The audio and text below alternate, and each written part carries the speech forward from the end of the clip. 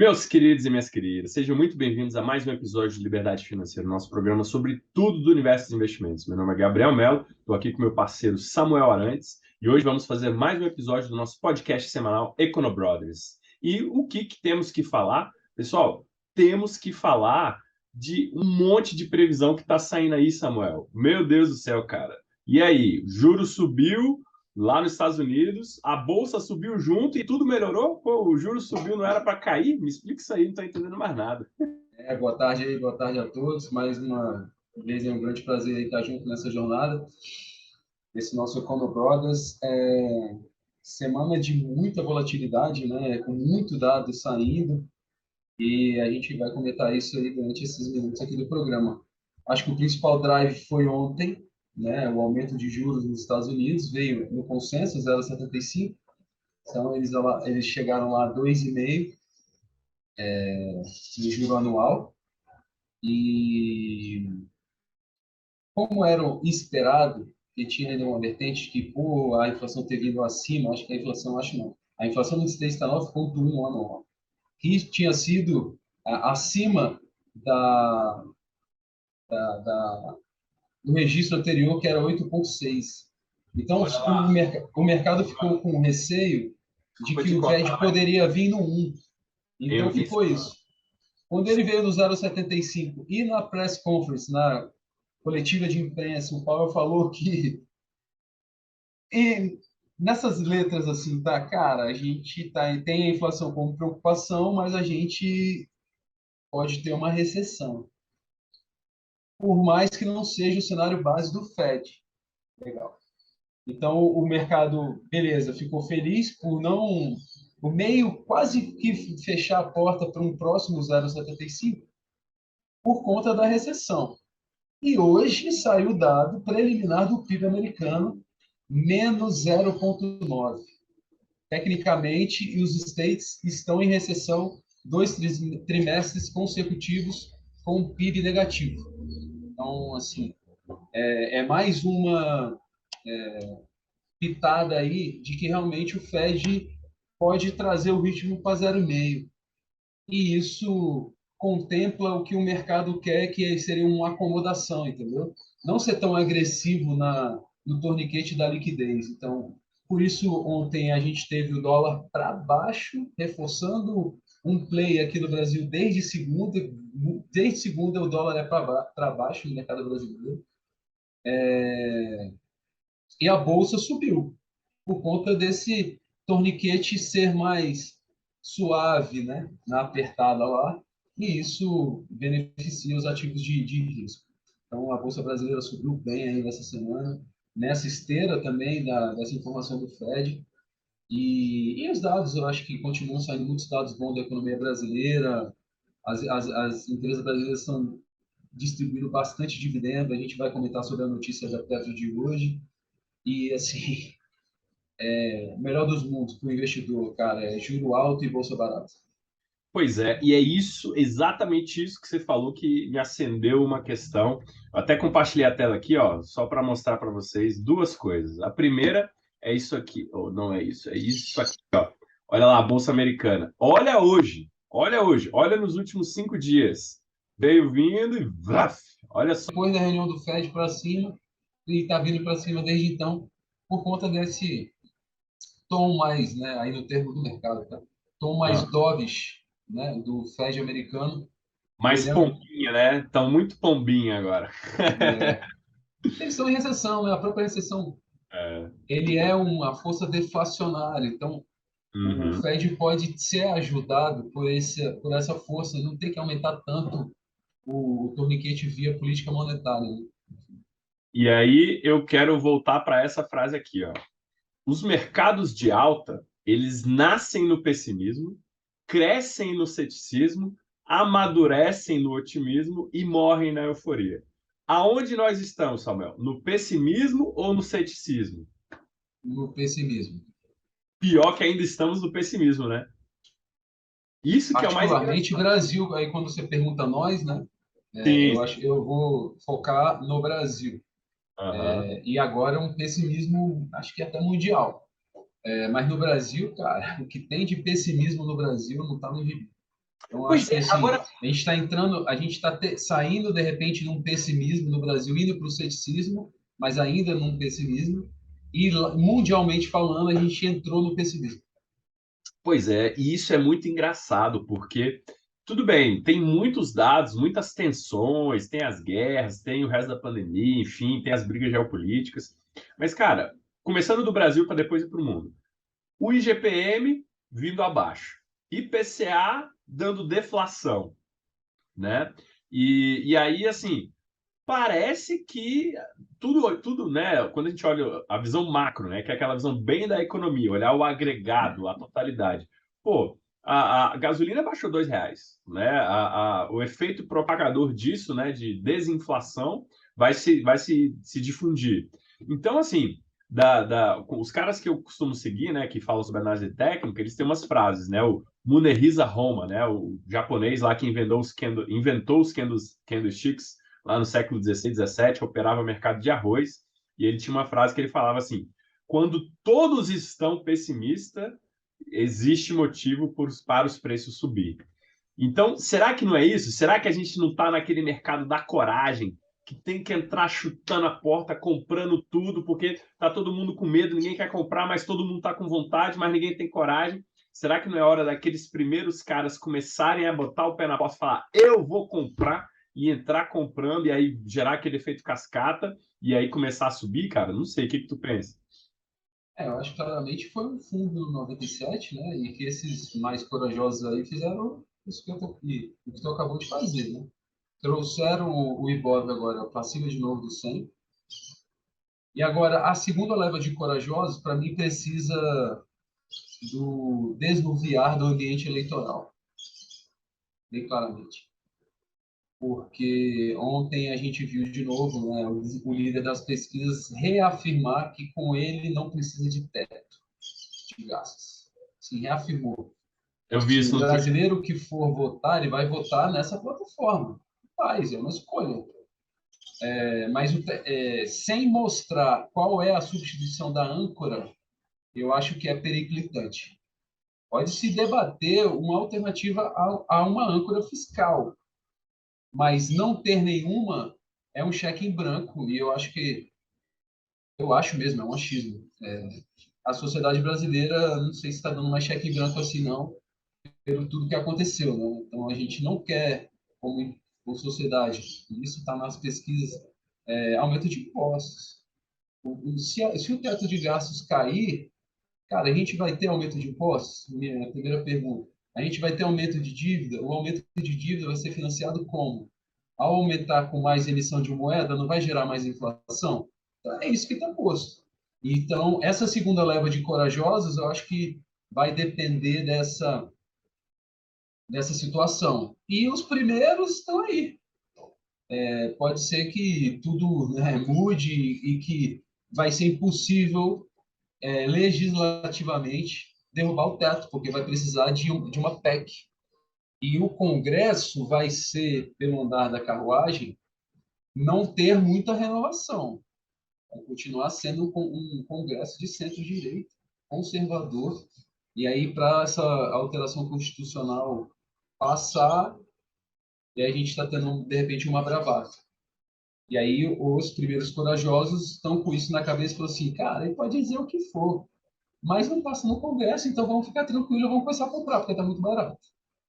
Pois é, o problema é aquele governo na medida provisória, né? Que o cara vai todo dia soltando medida provisória e aí, enfim, né? Mas a Pode medida gerar. provisória não pega a situação constitucional, não. Pois é, tem isso, né? Mas eu digo assim, naquela mutretagem, né? Tipo assim, o cara abre um gasto com medida provisória, aí depois vai a discussão, se pode, se É. não pode, tal, aí entra na justiça, enfim. Mas não Mas, derruba o teto, sabe? Mas não é, derruba. uhum. Então, eu acho que a âncora fica e a gente precisa ainda dessa âncora. O Brasil vai começar a ter superávit só em 2024 e aí ele começa. Aí, o estudo que saiu até do Tesouro, ele vai vir para 61% de dívida em 2031. Parece longe, mas está aí, né? 2022 era longe, de longeão e estamos aqui. Então, eu acho que é essa situação única que impede um boom marketing no Brasil desde agora, na minha visão. Quando isso estiver desnuviado, essa incerteza estiver sido dirimida, aí eu entendo que a gente vai ter um rally de final de ano bem claro, assim, muito claro que a da Bolsa vir desse 102 para 130, buscar brigar aí pelo topo histórico de novo, porque realmente, cara, você viu a situação da Petrobras aí, ela vai distribuir no ano praticamente 50% de dividendos, assim, não existe case no mundo igual, sabe? Assim, Não, agora há pouco, realmente. tava os clientes me mandando mensagem aqui, pô, o que que aconteceu? A Petrobras congelou, não estou conseguindo operar e tal. E aí o meu colega da mesa lembrou, né, cara, isso aí é porque saiu fato relevante, né? Aí bloqueia a ação. E realmente, esse fato relevante da Petro, R$ 6 e pouquinho de dividendo, cara, 19% só nesse trimestre, né? Acho que é do resultado trimestral que eles estão divulgando. Nossa, assim, uma obscenidade, né? É muito dividendo, né? Então, realmente, até estava discutindo sobre isso com outro cliente também. O Luiz Barsi, né? Ele declarou aí que acha que acabou a era, né? Ou que pelo menos está nos finalmente, a era desse dividendo gordo da Petro, que assim que o petróleo der uma quedinha, enfim, por conta de um mundo mais pacífico, que pô, a tendência de longo prazo, olhando para frente para a Petro, é os dividendos secarem muito. Só que quando a gente vê a quantidade que está vindo, a força que está vindo, realmente não dá para saber, né? Será que vai conseguir sustentar? Será que eles estão com uma produção muito melhor com pré-sal? Enfim, será que é sustentável isso? Quando é que vai voltar ao normal? O que, que é o drive, o gatilho que vai fazer ter uma normalidade desses dividendos? Uma regra que se colocou dentro do governança corporativa, que é a seguinte, eu vou ler até. Está alinhado à política de remuneração aos acionistas, que prevê que, em caso de endividamento bruto inferior a 65 bilhões de dólares, a companhia poderá distribuir aos seus acionistas 60% da diferença entre o fluxo de caixa operacional e as aquisições de ativos imobilizados e intangíveis.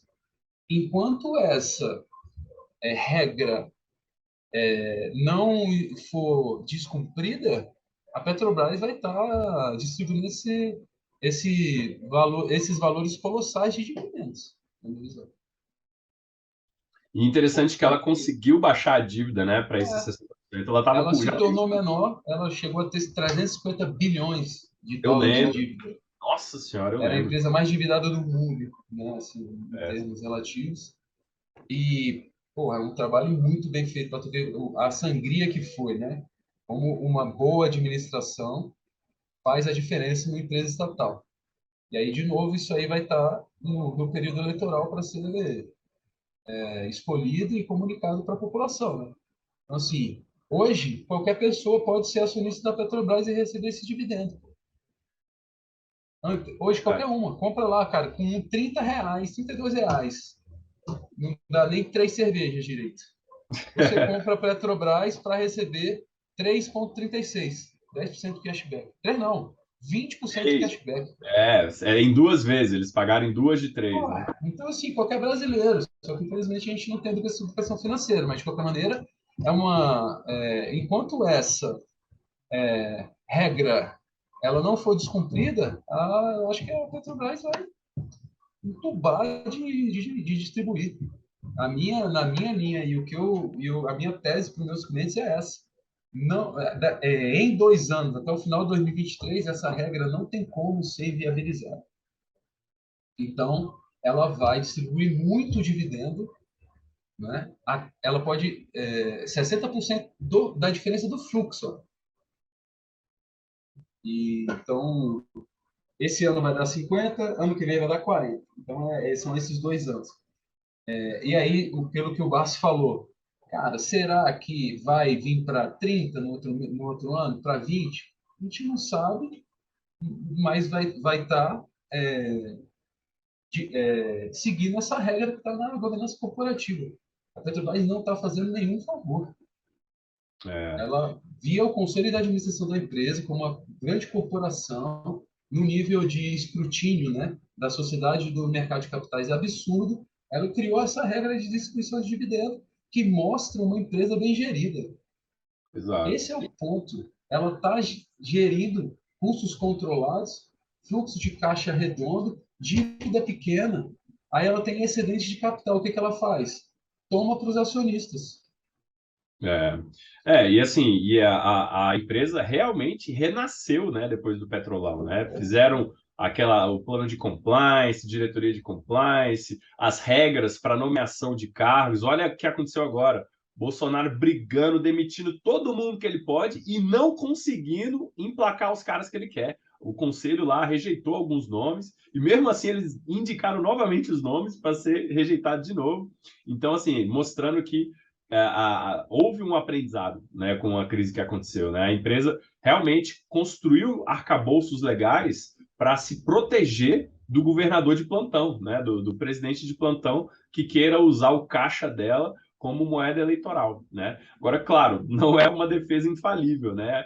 Eles estão porque estão querendo. Eu vi um pronunciamento do Bolsonaro falando que vai demitir quem precisar para mexer na Petrobras, para mexer na precificação, e ainda assim não está conseguindo. Então, assim, mostra como foi importante, né, esse amadurecimento depois da crise. Bom, e o minério, cara? Vamos falar um pouquinho do minério? Olha só, deixa eu compartilhar a tela aqui. Ontem, cara, o minério deu uma boa esticada. Abri o nosso site aqui direto, Conexão Brasil-China. Olha lá. Ó, direto da China, site chinesão, ó. Ontem ele já tinha subido 7%, hoje subiu mais 2,67%, né, lá na China.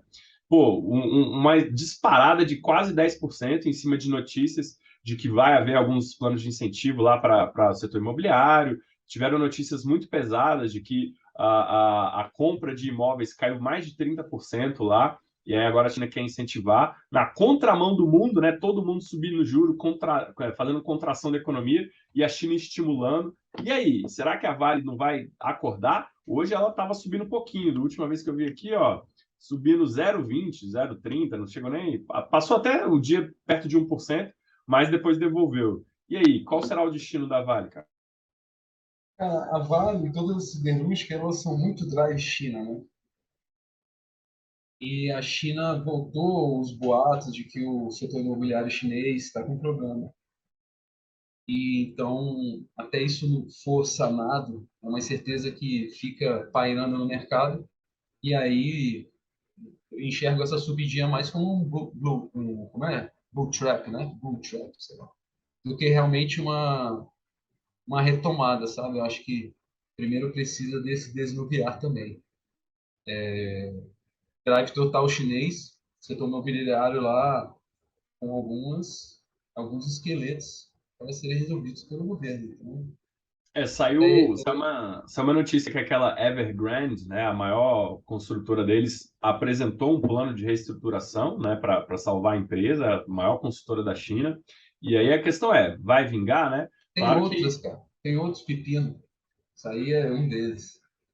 Tem outros é, pepinos na China nessa parte imobiliária que afeta a demanda futura, né, do minério, porque os caras constroem lá a roda, e aí fica esse lance, né? A Vale é um drive minério de ferro pesado e hoje é a maior comprador de minério de ferro é a China, então ela manda no mercado em termos de demanda. agora Então curioso, realmente aguardar mais sinais, eu acho que curioso aproveitar aí para ficar no zero a zero. a crise de 2008 foi exatamente o setor imobiliário, né? E só que foi nos Estados Unidos. Pô, Sim. total transparência, todo mundo vendo. Agora, uma crise grande do setor imobiliário na China e ninguém sabe de nada direito, não tem muita notícia, né? A gente não vê efeito contágio, não sabe se vai ter uma quebradeira geral, enfim. Como é diferente a situação, né, por conta do regime lá. Pelo contexto histórico, eu acho assim, por isso que às vezes eu falo que a China é um grande Japão, né? Porque lá na década de 80, o Japão, era todo mundo, o Japão vai ser a maior economia americana aqui em tantos anos, tecnologia, né? Japão, era do Japão. Claro, só que o Japão é bem menor que a China, né? Acho que em comparar poderio econômico é complexo. E a China dominou a cadeia como indústria do mundo, né? Eu acho que o Japão teve um momento que ele fez isso, mas aí chegou um momento mais indústria de ponta, enfim, de qualquer maneira. O Japão ele vive numa estagflação, que é case no ambiente econômico, desde a década de 90. E o início disso foi o setor imobiliário. Então, por isso que eu gosto de falar que a China é o grande Japão, porque a China pode vir a ter uma estagflação por conta dos problemas que ela tem no setor imobiliário. Isso se é uma coisa que ela não conseguir resolver como o Japão não consegue. Sei lá, tem essas teorias aí também do mosaico, que eu fico esperando isso acontecer, mas é um problema que a China, é um problema na China. A China vai ter que resolver isso de alguma forma. Então, e aí eu fico tentando fazer os paralelos. Será que a Evergrande é o Fannie Mae e Freddie Mac lá dos Estados Unidos? Será que vai ter esse efeito cascata? Porque como lá é tudo muito fechado, será que vamos ver o famoso too big to fail, né? Grande demais para quebrar, e aí o governo vai intervir, vai salvar as empresas, enfim. Tá um filme muito esquisito, né, cara? E difícil de ler, né? Aqui a gente que é de fora, né? Então, eu faço a comparação mais com o Japão. O governo vai intervir, vai salvar, mas vai se criar uma situação de peso para tudo, todo envolvido, que a credibilidade vai para baixo e que a China não vai mais crescer, vai crescer tipo 2% ao ano. E isso é inviável para o tamanho da população da China. A China precisa de uma economia crescendo 5%.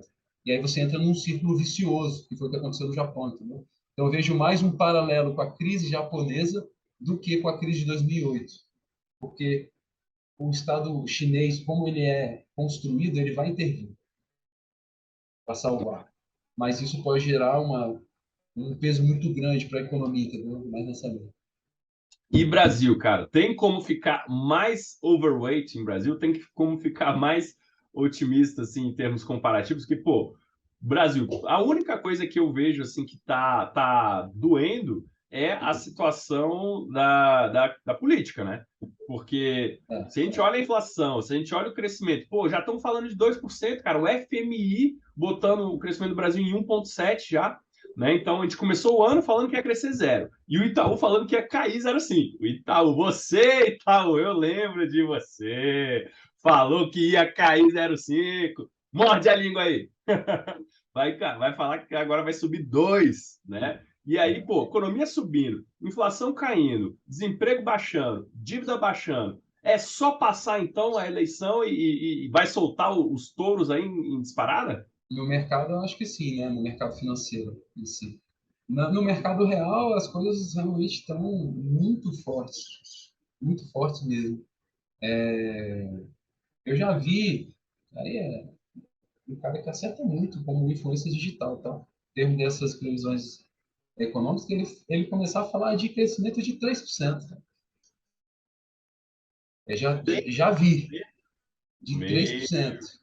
que isso, hein? E aí você vê alguns drives que podem realmente levar. Um drive é a inflação. Você fizer, a gente fazer a conta de quanto orçamento, a gente falou isso já no podcast anterior, mas a gente fizer a conta de quanto orçamento é liberado pelas famílias em relação a preço de combustível, a gente está falando algo em torno de R$ 200 por mês para cada família. Isso vai ser reverberado ou em poupança ou em consumo. A gente acredita que é em consumo, né? Não, e até falando disso, cara, eu tava até lembrei o principal assunto que eu queria falar contigo, é o seguinte.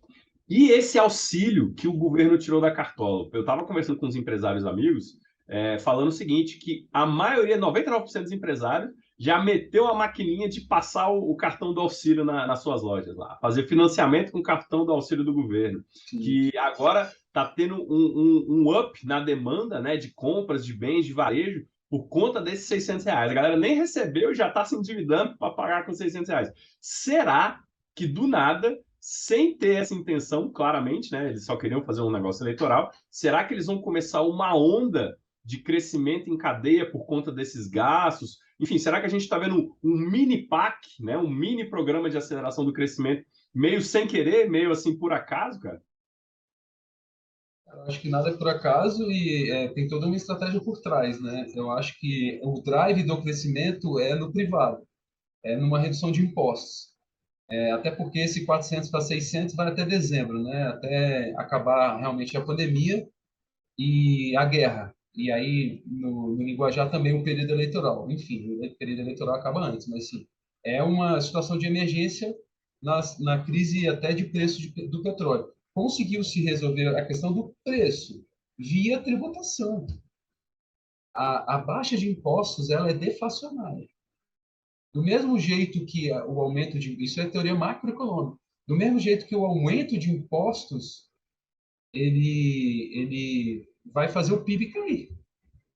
Então, se você tem mais dinheiro no bolso porque você baixou o imposto, ou vira poupança ou vira consumo. Isso, para mim, isso ainda não está nas previsões.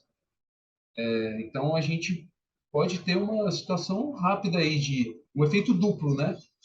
O efeito do aumento de R$ 200 nesses 6 meses e um aumento de outros R$ 200 por diminuir o custo de um item essencial que é combustível, a gasolina, a energia elétrica, que também caiu. E o dólar também. E o dólar também, a Petrobras anunciou hoje mais uma queda da gasolina em quase 4%, e isso vai reverberar no preço de alimentos. Porque o seu vigílio que planta alface e entrega todo dia ou toda semana alface para os mercados de uma grande capital, ele não vai mais gastar 2.000 de combustível, ele vai gastar 1.500. E aí ele pode fazer um desconto para vender mais. Porque ele tem R$ 500 a mais de dinheiro. Então ele pode dar um desconto de 200 e ficar com 300 no bolso, sabe? Então, tem uma cadeia na parte de alimentos que é a diminuição do imposto que gera diminuição de preço, que vai diminuir preço além dos combustíveis na inflação, que na minha tese vai ser fortemente em alimentação. Então vamos fazer uma nova aposta aqui. Será, então, que vamos ter 3% no final do ano? Porque, ó, segundo semestre já... Diria dois alto, beijando 3. Tira 2 alto, beijando 3, com inflação de 6,5 a 7. Então, fechou. E essa bolsa aí fazer uma rally para no final de janeiro estar nos 130 mil pontos. Então, olha só, para fechar o ano, segundo semestre, normalmente é melhor que o primeiro, tem as festas de final de ano, tem a Black Friday, tem o auxílio, tem a redução da gasolina e tem a redução do dólar. Pessoal, e dos alimentos. Se subir acima dos 3, pô, não foi por acaso, mas ó, vamos fazer as apostas. Então, 2 alto aqui com o Samuel, 2,6, 2,7. Eu vou ficar nos 3, que eu estou otimista. Eu acho que tudo isso junto vai gerar um efeito ali de reverberação. Então, você viu primeiro aqui, Brasil crescendo 3%. E engole, Itaú! Segura essa agora aí, Itaú! Menos 0,5. Ah! E outro dado para colocar rapidamente, ainda mais um boost nessa equação, Gabriel, é a diminuição do desemprego, que já está em um dígito, e hoje saiu um dado do CAGED, onde teve a abertura de 278 mil vagas, acima do esperado pelo consenso de mercado, que era 240, 10% a mais na criação de novos empregos, que vai fazer o índice de desemprego baixar ainda mais. E não sei não, viu? Acho que a gente pode ter um desemprego aí na casa dos 8% até o final do ano, impulsionando ainda mais a massa salarial para a gente ter esse crescimento via consumo e no drive privado, que é o melhor das contas. Não está se subindo via crédito, subsidiado, não. É grana no bolso da população porque os impostos diminuíram. Isso aí. E a gente está tendo uma arrecadação extraordinária e está devolvendo para a população. Acho que é um jeito de se ver o que está acontecendo também.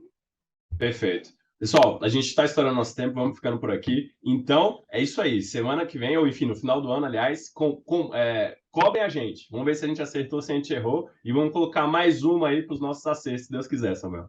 Galera, a gente fica por aqui e até a próxima. Um grande abraço. Valeu, tchau, tchau. pessoal. Boa tarde e obrigado.